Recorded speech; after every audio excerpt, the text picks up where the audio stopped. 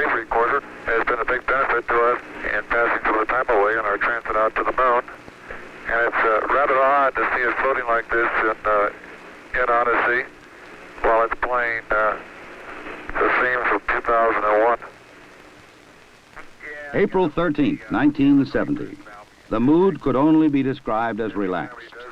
Apollo 13, man's fifth lunar mission. The third, scheduled to land on the moon, continued its tranquil coast. This is the crew of Apollo 13, wishing everybody there a nice evening, and we're just about ready to close out our inspection of Aquarius and get back for a pleasant evening at Odyssey. Good night. 13, we've got one more item for you when you get a chance. We'd like it to stir up your cryo tanks. In addition, have Shaft and Trunnion Okay. for a look at the Comet Bennett if you need it. Okay. Stand by. Okay, Houston, we've had a problem here. This is Houston. Say again, please. Yes, Houston, we've had a problem. We've had a main B bus undervolt. Roger, main B undervolt. Okay, stand by, 13. We're looking at it. And we had a pretty large bang associated with the caution and warning there. And as I recall, main B was the one that had a amp spike on it once before. In the interim here, we're starting to go ahead and button up the tunnel again. April 11th, 1970. Launch day. The crew of Apollo 13. Jim Lovell, commander and veteran of 3 previous missions. He had orbited the moon Christmas 1968 on Apollo 8. Fred Hayes, his first time up, lunar module pilot. Jack Swigert, command module pilot. 3 days ago, he was on the backup crew. Now he replaced Ken Mattingly. Mattingly had been dropped from the mission because he had been exposed to German measles. He would watch the launch from Houston's mission control. Auto sequence initiated, flight. Roger. Flight booster. Go. S4B pre-press complete. Roger. Flight booster. S1C pre-press complete. We're on internal power and we go. Roger. How's it look, Econ? You got your space? Looks good, flight. Okay. MCC record us to flight speed. Ignition, flight. Roger. Roger. Clock start, flight. Roger. Thrusters go, all engines. Roger. Okay, Fido, how's it look? Looks good here, flight. Good agreement. Okay, booster, how do you look? S1C looks good, flight. Okay, Capcom, we go you on the ground. Okay, we go at 1, Capcom. Get relieving, flight. Roger.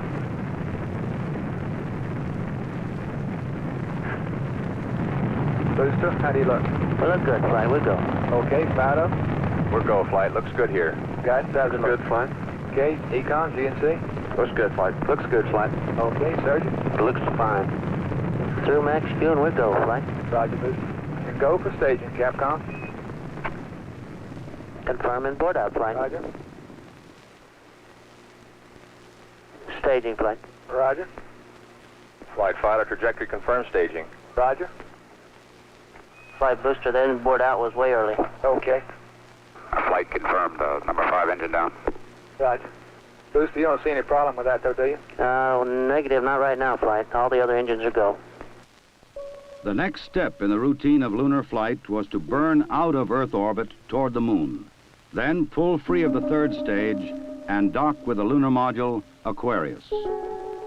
At the controls of the command module Odyssey, Jack Swigert. We're hard docked, Houston. Roger, understand, hard dock. Good deal. They pulled Aquarius away from the Saturn third stage, the S4B. Okay, I can see the S4B now at the hatch windows. Odyssey and Aquarius moved away from Earth toward the moon.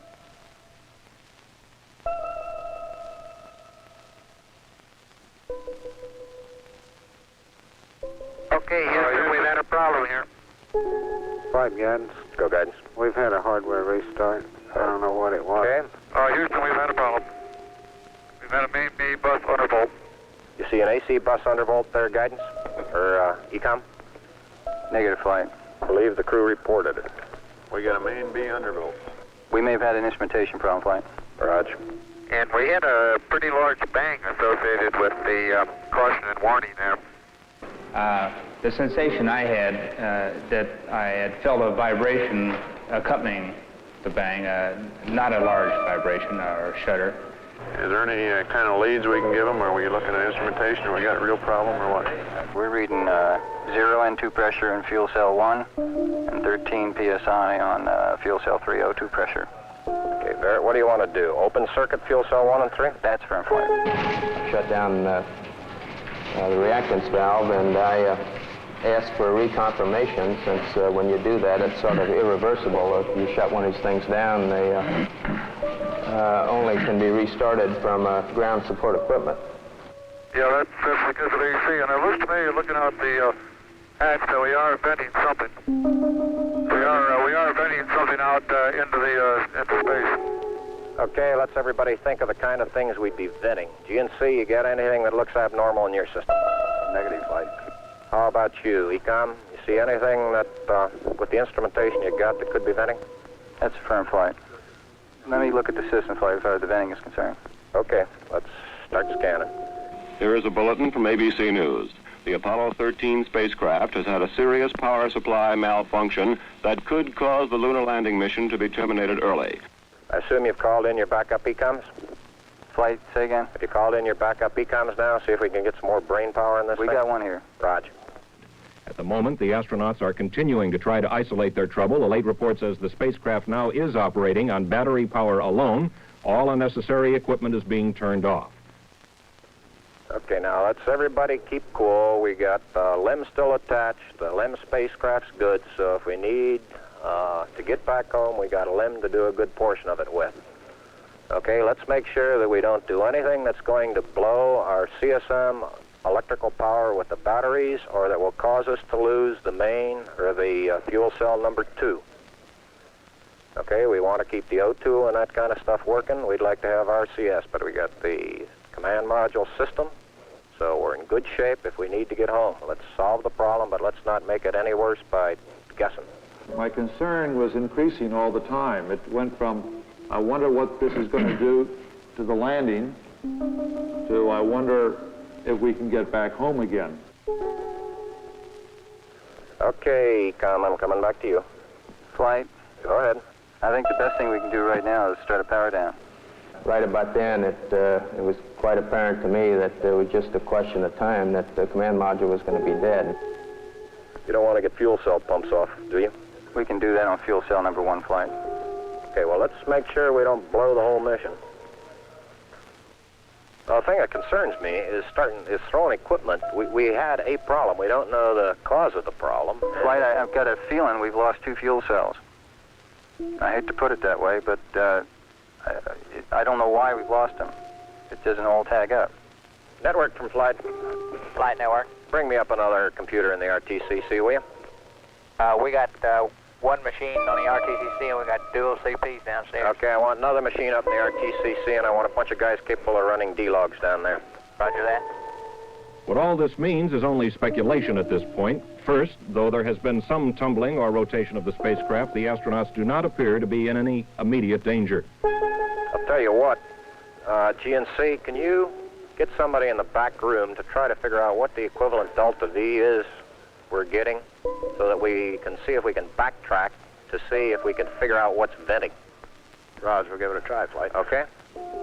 When I looked up and saw both oxygen pressures, one absolutely 0 and the other one going down, it dawned on me, and I'm sure Jack and Fred about the same time, that we were indeed in serious trouble. The only way to survive the situation was to transfer to the LEM. Flight ECOM. Go ahead, ECOM. The pressure in O2 tank 1 is all the way down to 297. We better think about getting in the LEM or using the LEM systems. I'd say this is as serious a situation as we have ever had in manned spaceflight. We've always called the LEM a good lifeboat under those circumstances. If at any time in the mission, however, the LEM had separated and we had gotten ourselves into a rendezvous situation, or the command module being around the moon, then what you state is absolutely true. It would be a fatal situation. Tell me you from Flight. Go ahead, Flight. I want you to get some guys figuring out minimum power in the LEM to sustain life. The accident had occurred 200,000 miles from Earth. Lovell, Swigert, and Hayes rode in the lunar module attached to a lifeless command module. Apollo 13 had started as a mission of scientific exploration. It was now a matter of survival. Since the command module was dead, except for the oxygen and power hoarded for re-entry, the guidance platform of Aquarius, designed to land on and take off from the moon, would have to be used. The first milestone, and I consider this after the accident, I guess, more or less the survival now. The first milestone was to get alignment on the LEM platform. Alignments are important, you know, because without knowing exactly which way the attitude of a spacecraft is in space, there's no way to tell how to burn or how to use the engines of that spacecraft to get the proper trajectory to come home. The position we are now on the Earth-Moon plane, we have to go around the moon to get back if we're going to use the DIPS engine.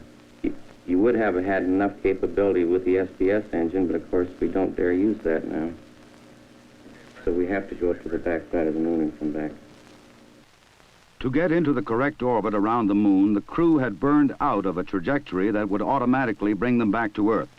They would have to get back onto a safe course toward Earth. He needs to put his throttle to min also, Flight. Throttle to min? Yes, he's at 29% now, roughly. This maneuver, again, was completed on time, and because it was a manual burn, we had a three-man operation. Jack would take care of the time. He'd tell us when to light off the engine, when to stop it. Fred handled pitch maneuver, I handled the roll maneuver, and I pushed the buttons to start and stop the engines. Aquarius, and you go for the burn.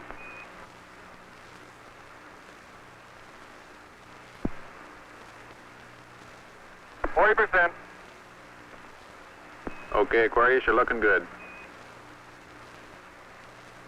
Auto shutdown. The first problem was solved. They were back on the path to Earth. But there were many other problems to be solved.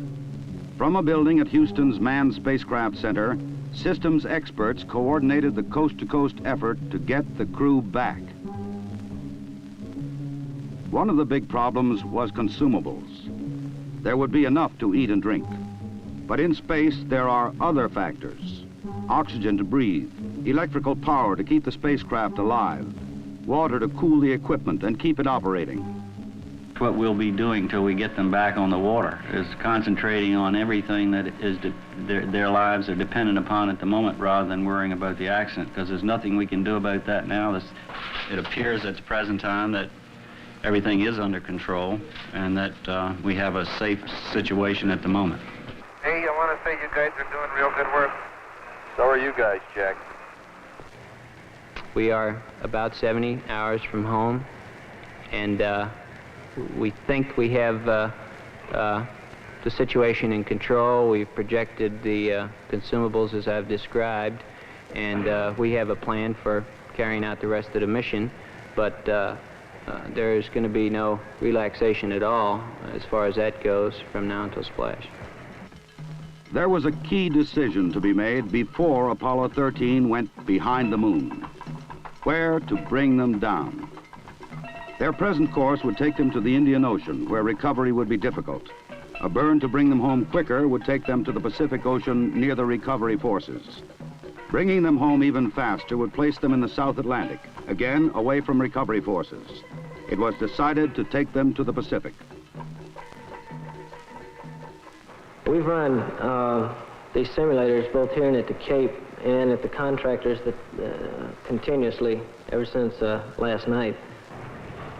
We've tried to simulate virtually everything that we've had the crew to do that is non-normal that they've done, and we've proven most everything that we've been able to run on the simulator prior to passing it up to them. Now, there may be some details we haven't done, but at least we've checked the feasibility of everything we've done, and we'll continue to do that.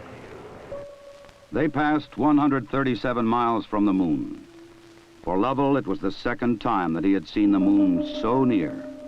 But there was no time for contemplation. There was another critical burn coming. Okay, look,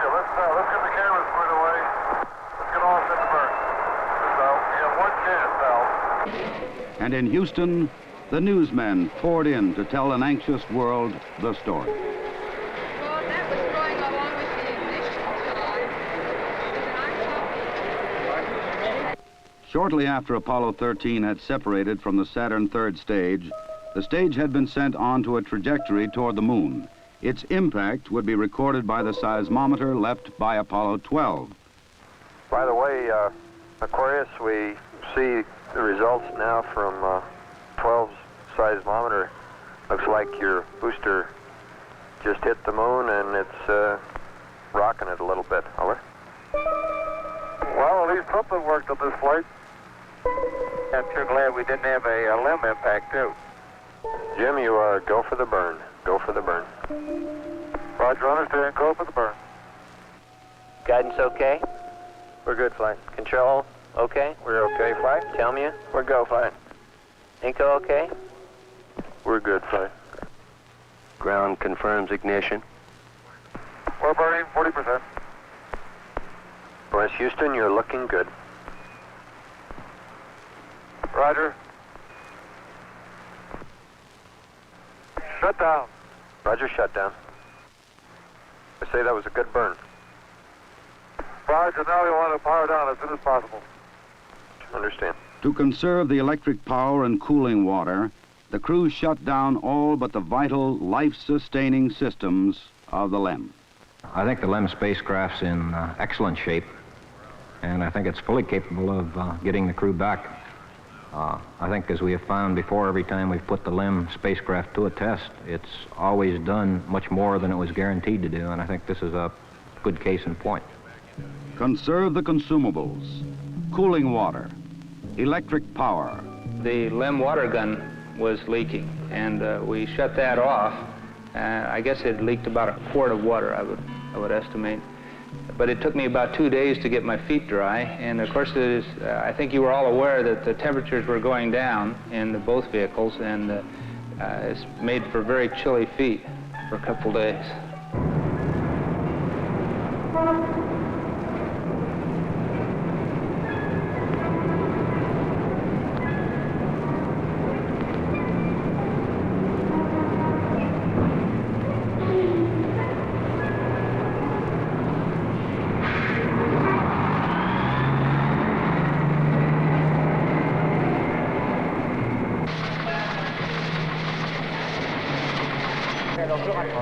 Ok, au revoir.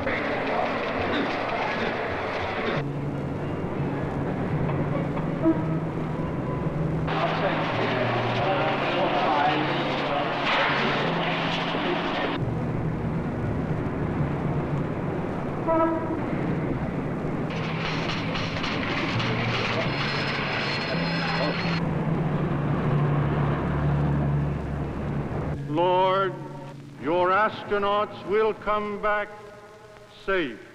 If I may be serious for one moment and ask the entire audience for a moment of prayer for the crewmen of the Apollo 13. We'll hold silence for a moment, please.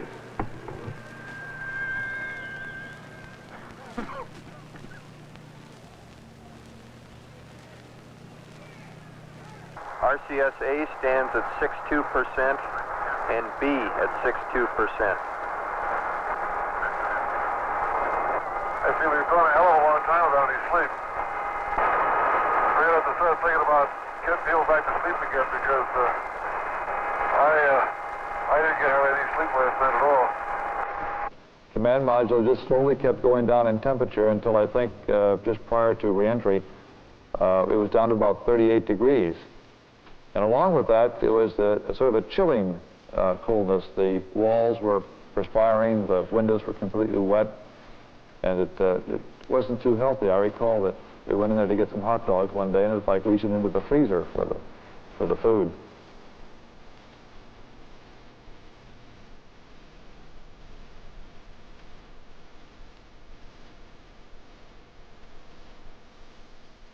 So if you want my opinion of how they handled the situation when it happened, they handled it exactly like we'd expect them to. They were about as well on top of it as anybody could be, knowing what we knew, which isn't very much, I'll have to admit. but I think they did everything right within the knowledge that was available to us in a timely fashion, which is what all we expect of them. I think they did a beautiful job of it. We actually had a third little sleep restraint, which Fred then put on and buttoned up and kept a little bit warm. The astronauts faced another problem, their own exhaled breath. The lithium hydroxide chemical to take carbon dioxide out of the air was not sufficient in the lunar module. They would have to adapt the canisters from the command module to fit the hoses in the LEM. On the ground, an adapter was fashioned from materials the crew had available in the LEM. Cardboard from a checklist, plastic bags, and tape. After checkout in an environmental chamber, the directions for construction were sent up to Aquarius. At this point in time, I think the partial pressure of carbon dioxide was reading about 15 millimeters. And we constructed 2 of these things and put them online, and I think within an hour, the partial pressure of CO2 was down to 2/10.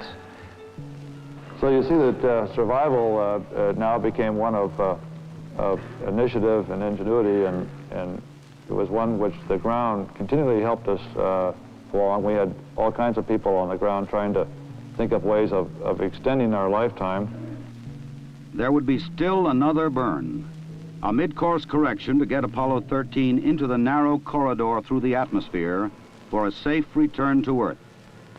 We're at burn attitude, flight. College. Ignition. Thrust looks good. Shut down. Hang in there, it won't be long. There were moments when I didn't know how much consumables we had, whether we could make it back or not, but in a situation like that, there's only one thing you can do. You just keep going, and you just keep thinking up where you can get more consumables.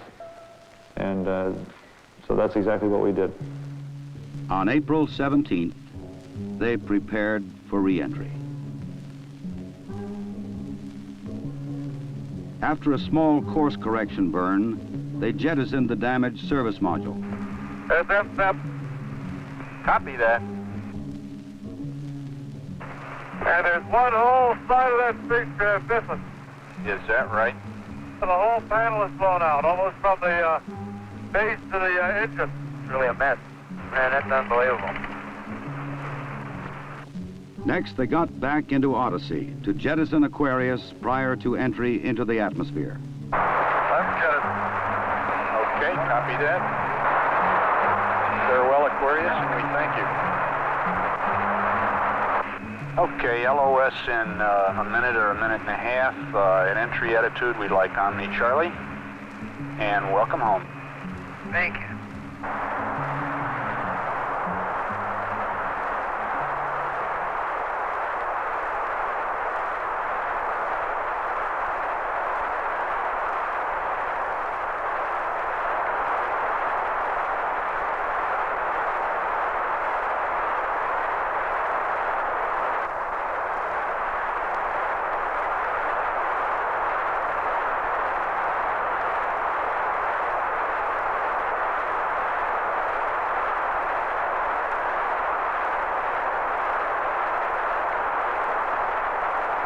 Odyssey Houston standing by, over. Okay, go over.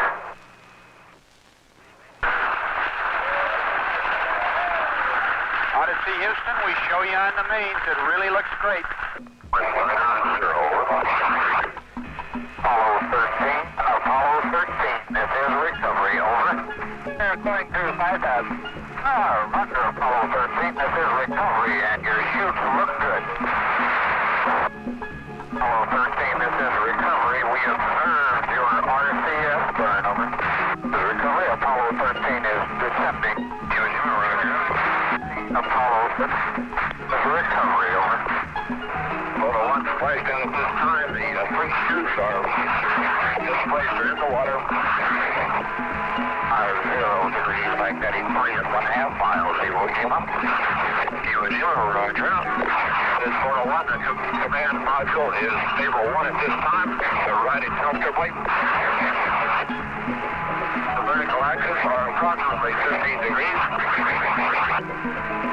Swim 1, you're clear to get the position for 3, the other 2 you swim 1, Russia. Okay, swim 2, you win last 270.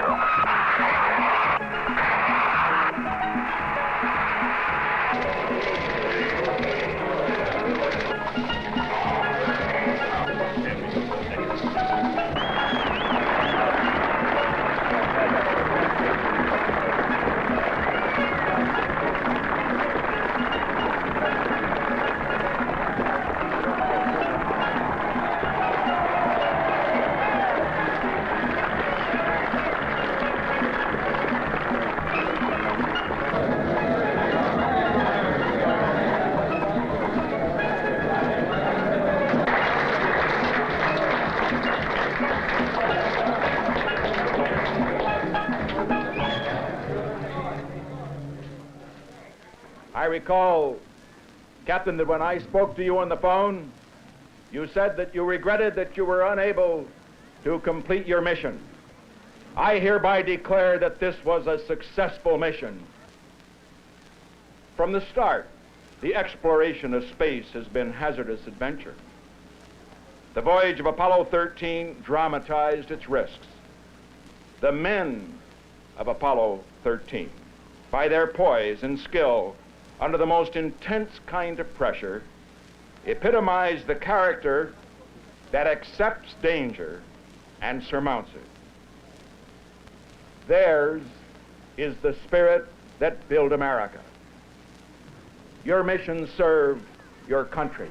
It served to remind us all of our proud heritage of a nation, to remind us that in this age of technicians and scientific marvels, that the individual still counts, that in a crisis, the character of a man or of men will make the difference.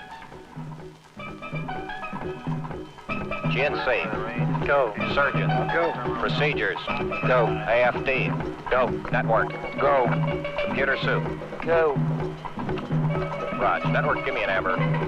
RTC, you on AFD conference. RTC's on the AFD conference. Okay, all flight controllers, let's play it cool.